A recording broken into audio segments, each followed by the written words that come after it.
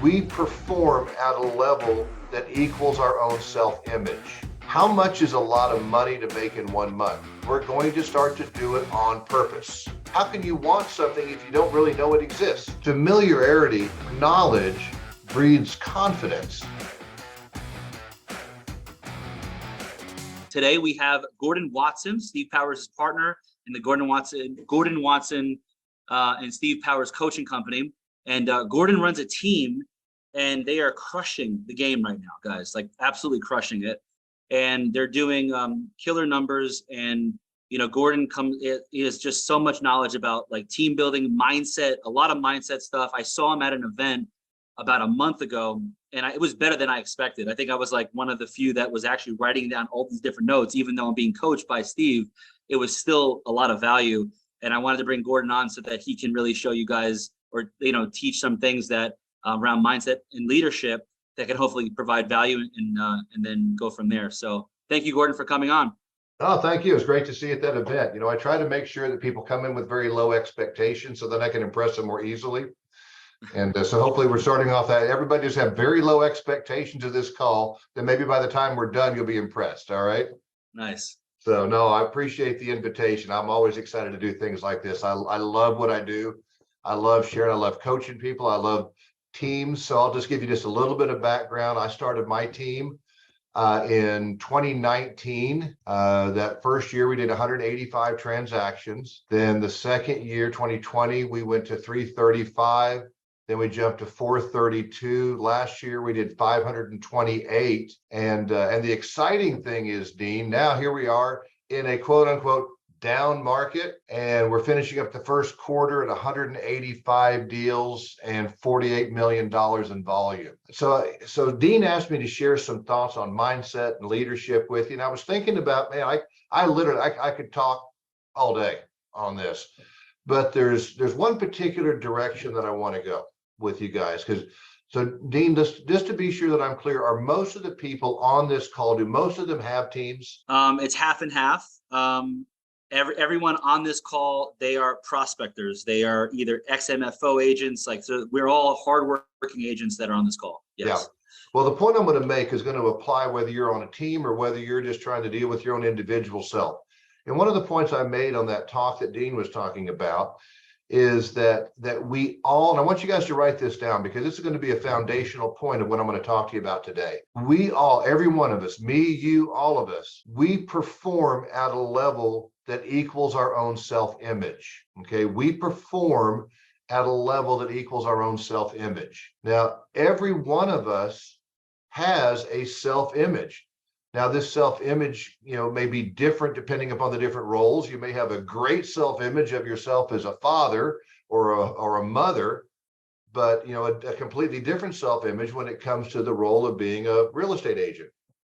So we're going to talk about that perspective of being a real estate agent. And so we got to think about, all right, so our salespeople all have a certain self-image. And I want to tell you about a real epiphany that I had with one of my team meetings.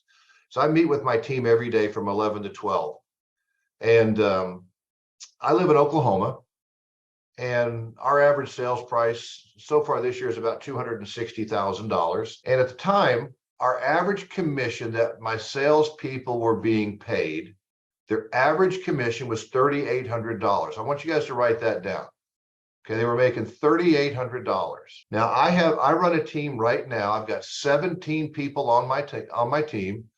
14 of them are full-time active salespeople. I've got 2 of them that started full-time, and then through one of them's homeschooling children. The other one decided to go into more of a administrative role.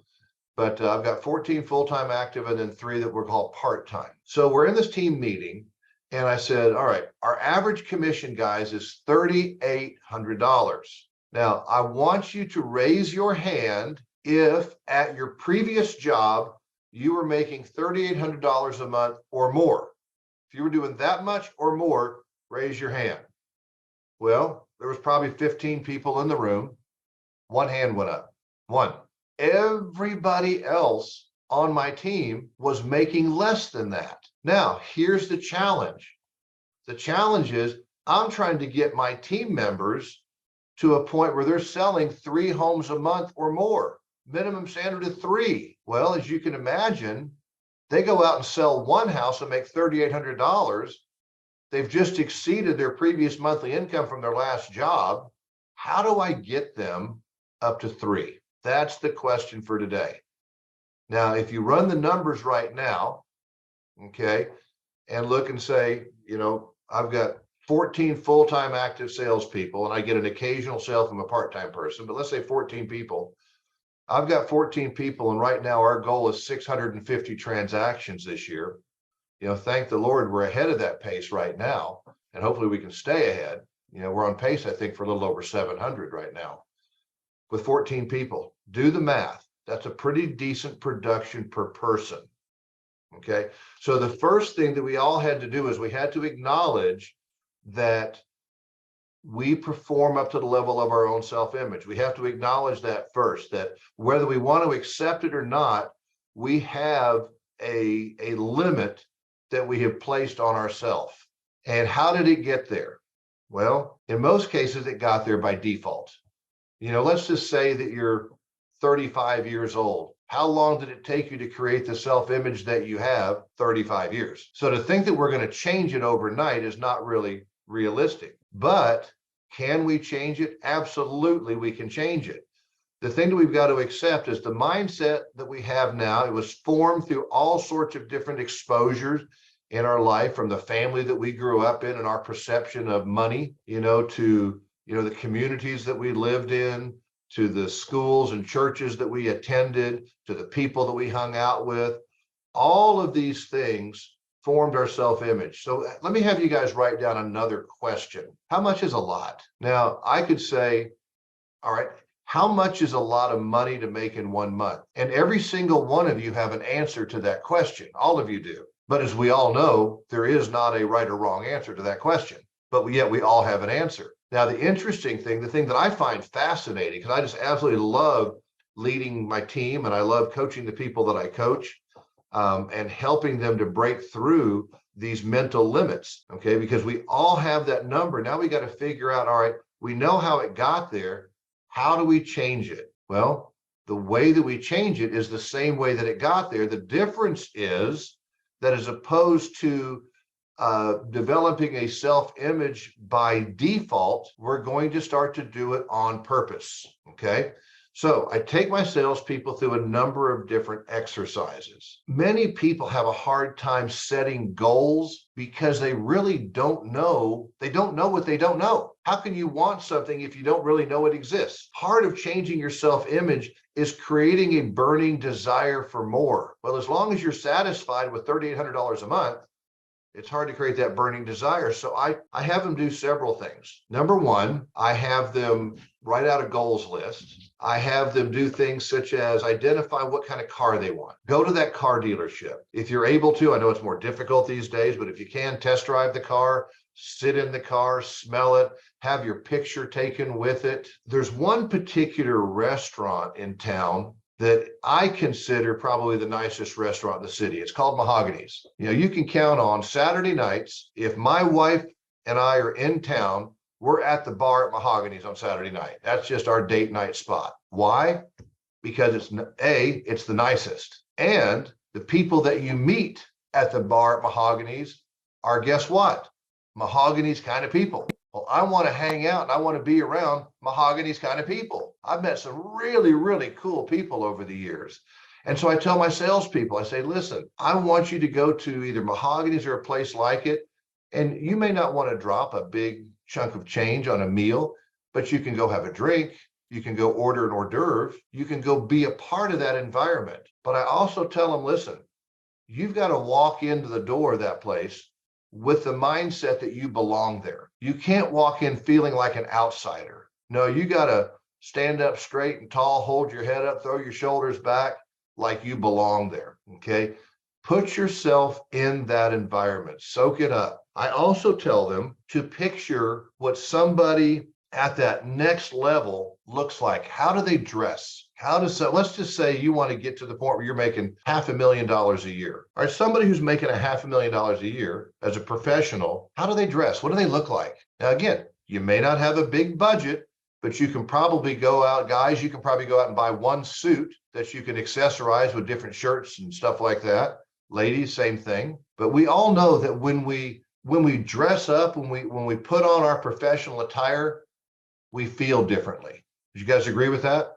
Like Emily, you look really nice right now. You look professional. Thanks. Everybody look at Emily. Hi, Emily. Look how nice Right. she looks. All right. No, you look professional. I don't even know you, but you know what? When I look at you, I think that's a successful lady right there. Now, you may just got your real estate license yesterday. I don't know that, but you know what? As I look at you, people are always taught, don't judge a book by its cover. Well, if you guys have figured out a way to stop it, let me know. I can't stop it. I look at Emily and I say, that's a professional woman. She's sitting in a professional environment, got a nice picture behind her. Okay. She's got her hair presented pretty, makes a positive impression. When you dress that way, when you look that way, it makes you feel differently. But secondly, guys, it also causes the public to treat you differently. So Emily, if you were to throw on, I got a feeling that's probably not what you wear when you're, going out to work in the flower bed on a Saturday morning. Okay. No. But if you went and changed your clothes and you threw on an old t-shirt and some blue jeans and some tennis shoes, I bet you there's just going to be a little bit of a change in who you are and how you feel. Right? Yep. Now, what would be interesting, and you guys could experiment with this. Emily, you go into a place like a Mahogany's, okay, and you show up looking like you look right now, they're going to just assume that you are their kind of people, that you belong here. And they're going to do what they can to find you a nice table, and they're going to take care of you, and they're going to treat you with respect. Now, you could go back home and you could throw on the old t-shirt and blue jeans and show back up, and the same group of people will probably treat you differently. Am I right or wrong? Yeah, that's correct. They're going to want to stick you off in the corner where the rest of their customers can't see you. Right? That's the truth. Yeah, probably. That's the truth. People treat you differently. It also then impacts how you see yourself, because we can see that, hey, they see me differently, and therefore I see me differently. It's all a process, guys. It's what we're doing is we're putting layers on top of layers to start to transform who we are. Now, I'll tell you one other really fun exercise I do. And Dean, I apologize. I should have prepared better for this because I have a couple of pictures, but it's going to take me a little bit of time to get it. But I recommend to my salespeople that whenever they have a really nice commission check, to take it to the bank and cash it. So like one of my salespeople, he closed a deal and made $37,000. And he took it to the bank and he cashed that check. And then he took a picture of himself holding $37,000 in cash. Now, let me tell you, any one of us on this call that looked at a check for $37,000, we're going to be enthused. We're going to like that. But there's something different between holding a check and holding the actual cash in your hand. I would encourage you guys to give that a try. Take a picture of yourself when you do it. Another one of my salespeople, he had a closing for, I think it was about 17,000, something like that. And it was at least enough, Dean, that he could fan it out. Okay. So he could fan out the hundreds, and he had the hundreds. And by the way, he was sitting in his brand new BMW that he had just custom ordered. All right. So he's holding up these hundreds, taking a selfie. And so every time that they take those pictures and send them to me, I send them off to get developed. I put them in a nice frame and I give it back to them as a gift. And so, my salespeople have pictures of themselves on their table holding big old fans. And then Joey's stat, with the 37,000, you can't fan 37,000. Your hand's not big enough. So those were stacks, with that little piece of paper wrapped around that says $10,000. Those are really cool too. All right. And, but anyway, that's a fun exercise. It's a fun exercise because it starts to put into your head, man, I earned this. I earned this. And this is really what it looks like and smells like. And I earned it. And so it's, again, you're starting to transform yourself into thinking, this is who I am. This is who I am. So it's taking those layers and it's stacking those layers on top and on top and on top. The other thing that I do to raise their self-image is I really, really try to do a good job in training my salespeople to build their confidence. Okay, because see, here's the thing. If let's just say, well, my wife and I just got back from a really, really fun trip. We did a river cruise where we started in Paris and then we went down the Seine River and we finished in Paris. Now, neither one of us can speak a lick of French. Okay, and it was a hair awkward at first. New country and people and all that. But after we'd been there for a few days, it got to be more comfortable. We felt more comfortable because when familiarity or knowledge breeds confidence. And so as I take my salespeople and I teach them more basic skills, then it helps them to see, hey, I can actually do this. I can see how I can go out and sell 3 houses a month. Now, with my team meetings, Dean, I spend probably 75–80% of my time on mindset. Because what I've learned, guys, is listen, I've coached real estate agents for 27 years. I'm going to tell you something that may blow your mind, because when I thought about it, it blew my mind. I have spent 40,000 hours on the phone coaching realtors. 40,000 hours. Let that one sink in. Gordon, Yeah. sorry to interject right now. Do Yeah. you mind sharing your history with the Mike Ferry organization so everyone can understand your actual lineage with how much Sure. that you have on that? Okay. So I started coaching for Mike Ferry in 1996, and I worked for him for 20 years as a coach. And my last year and a half, 2 years, I was the head coach of the Mike Ferry organization. I oversaw all the coaches and did all their training and all of that. It was a wonderful experience. I loved it. And then when I resigned from that, I had a couple other opportunities came along that I won't bore you with. But it was just like trying to find my direction. Where do I want to go? What do I want to do? So I defaulted back to listing and selling homes until I finally realized, Dean, man, my passion is doing what I'm doing with you guys right now. My passion is coaching and training and helping people. I want to take all this knowledge and experience I've got and help make people's lives better. I love doing that. And so that's when I decided to start my team. And then after I started my team, I thought, you know what, why don't I start teaching people how to do this? And that's when I started Watson Powers Coaching in 2020. So I started my team in 2019, started Watson Powers in 2020. And that led me to where we are today. So while we've taken a minute, this would be a great time, guys. I don't just want to sit here and talk all the time. Jump in. Do you guys have any questions or input that you want to share? I do. Yeah, I have a question. Yeah. I'm a big proponent of mindset as well. That's changed my life completely. But can you tell us exactly what about mindset, or maybe if you can give us one tip, what would that be? Exposure, just like I said. Okay. Exposure. One of the things that, so Adolfo, one of the things that I fought for the longest time was reading, because I'm just one of those guys where if I sit down in front of a book, I tend to go to sleep. And so I learned to start reading with my ears, with Audible. And now I go through, probably an average of 2, depending upon the length of the book, 2 to 4 books a month. But I'm constantly listening to different books on all sorts of different topics. It could be self-improvement. Occasionally I'll listen to something even fictional. I'm keep in mind, guys, your mind, your subconscious mind in particular, it never forgets anything. Anything that it's ever been exposed to in your entire life is still there. It doesn't forget it.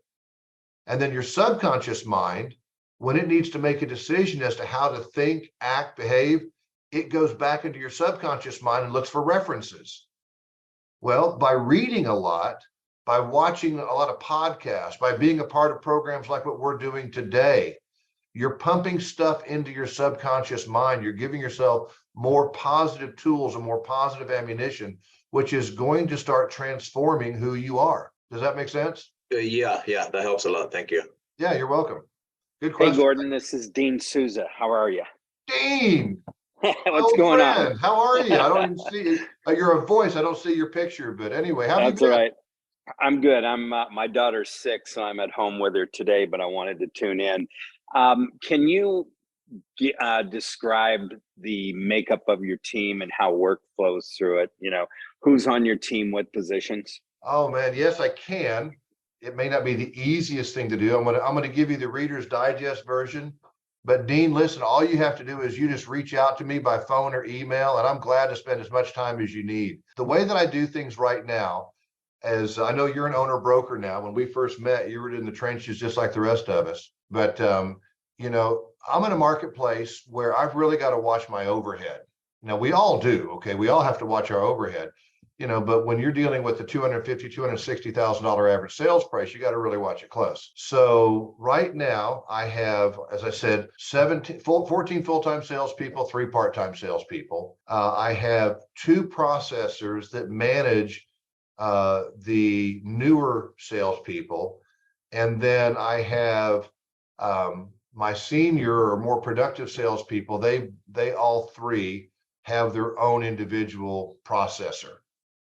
Okay, so that's the way I've got it structured right now.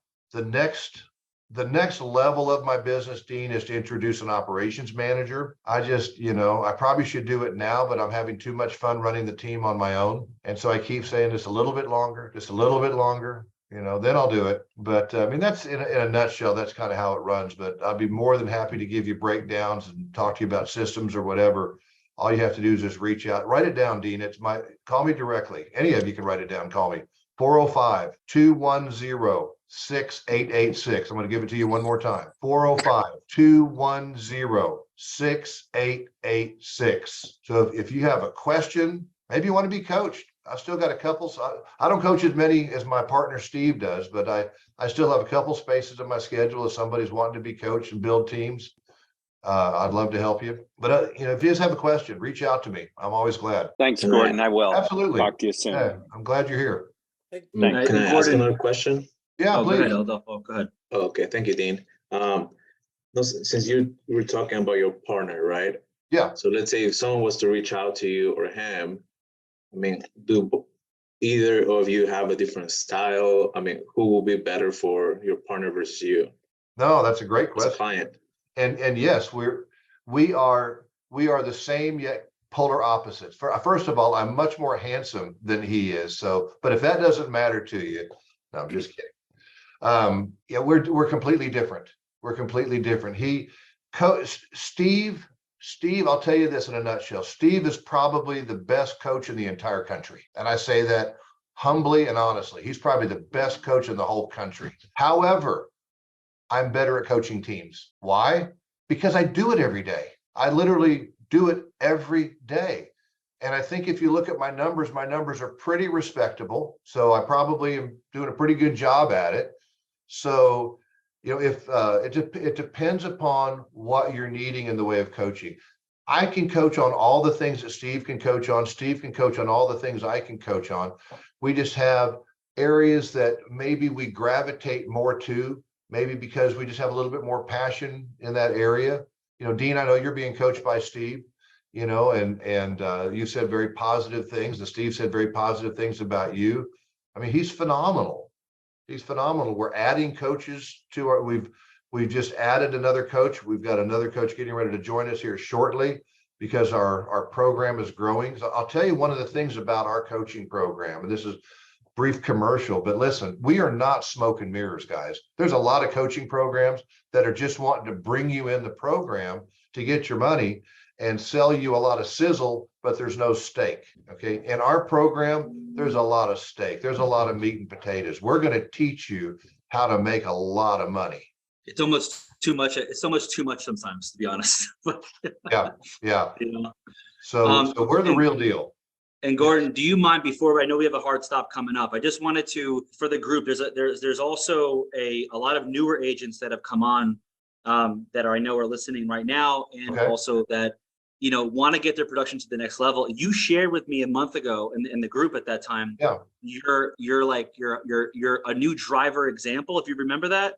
And you were going on the highway and you said speed up and all those. Yeah. If you can share that example was.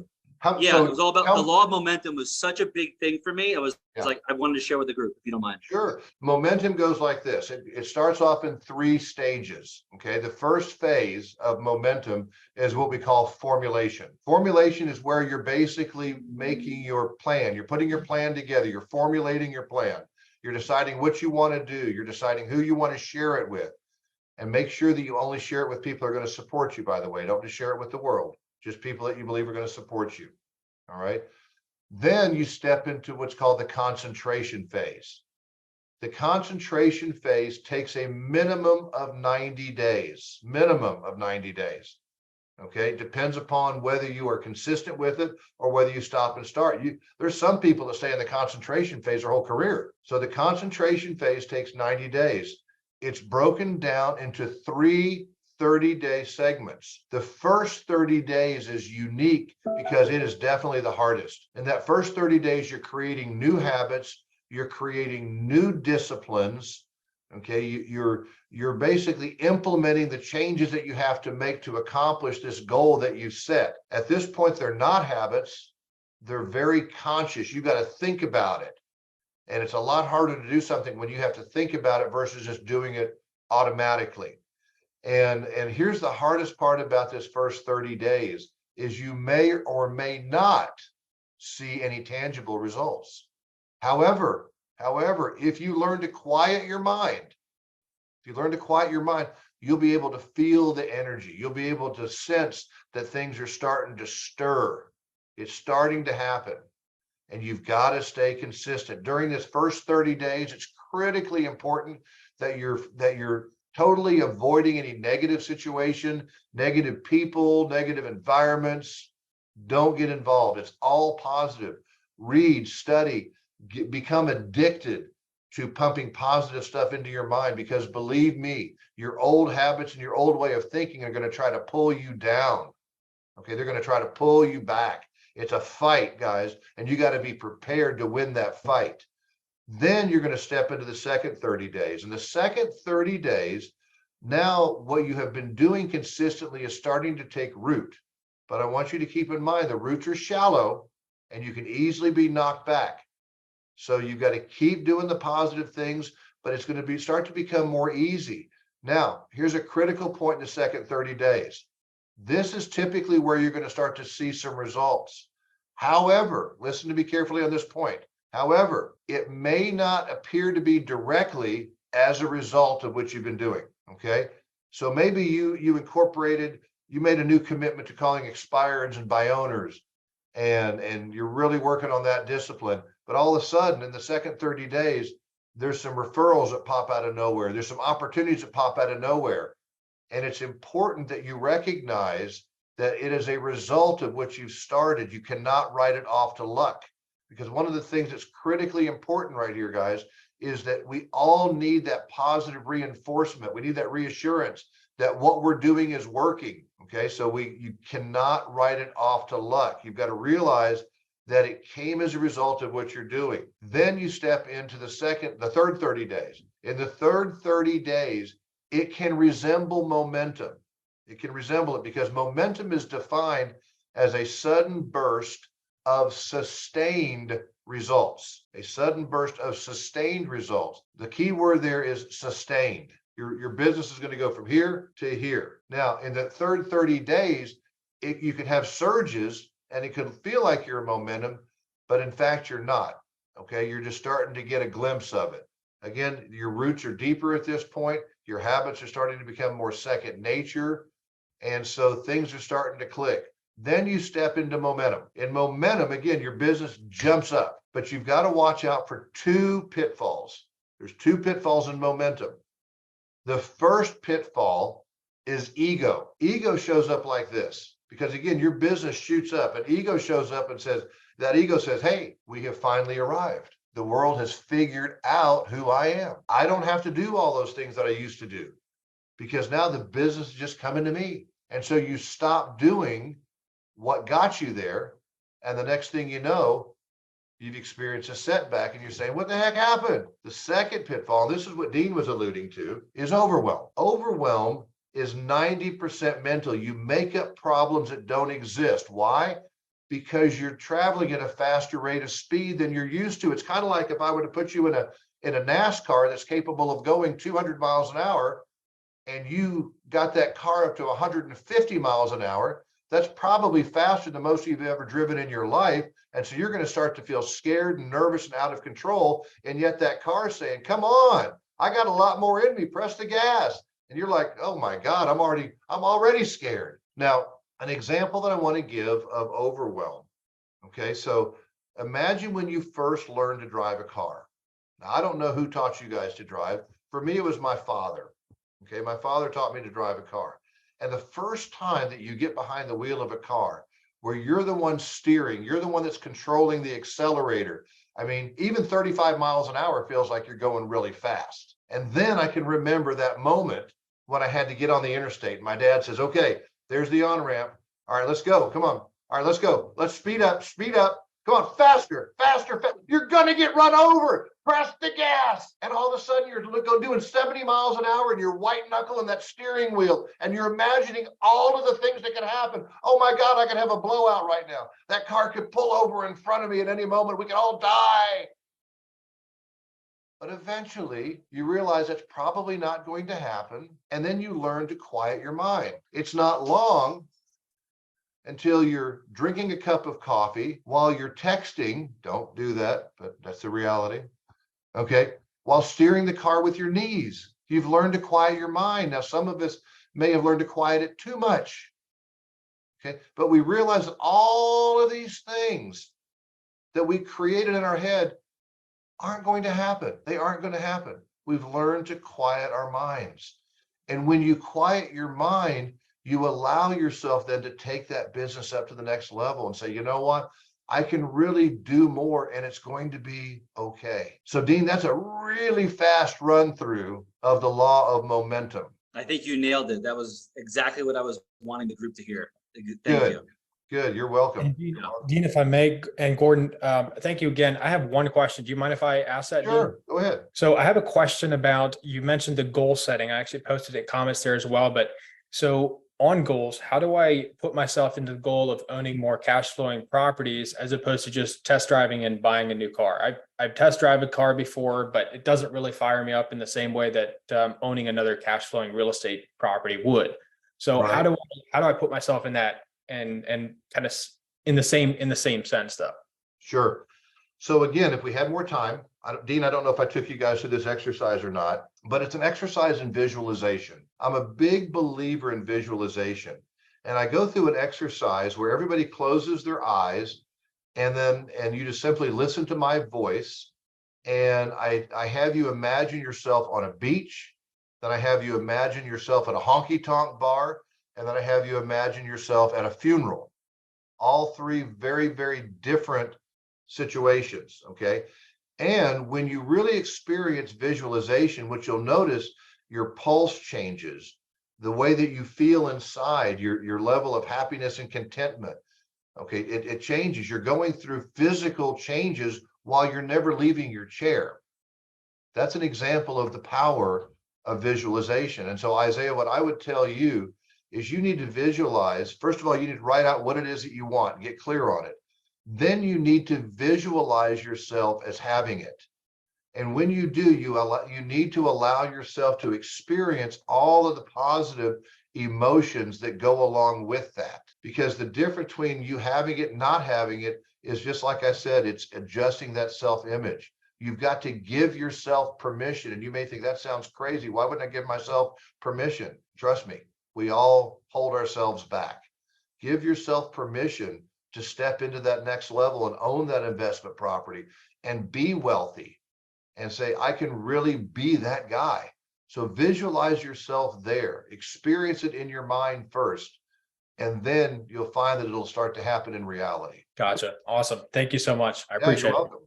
Also, go Cowboys. I saw your Hey, yeah. up in the back. Thank you. Thank you so much, Gordon. Hey, thank you, Dean, for the honor of being a part.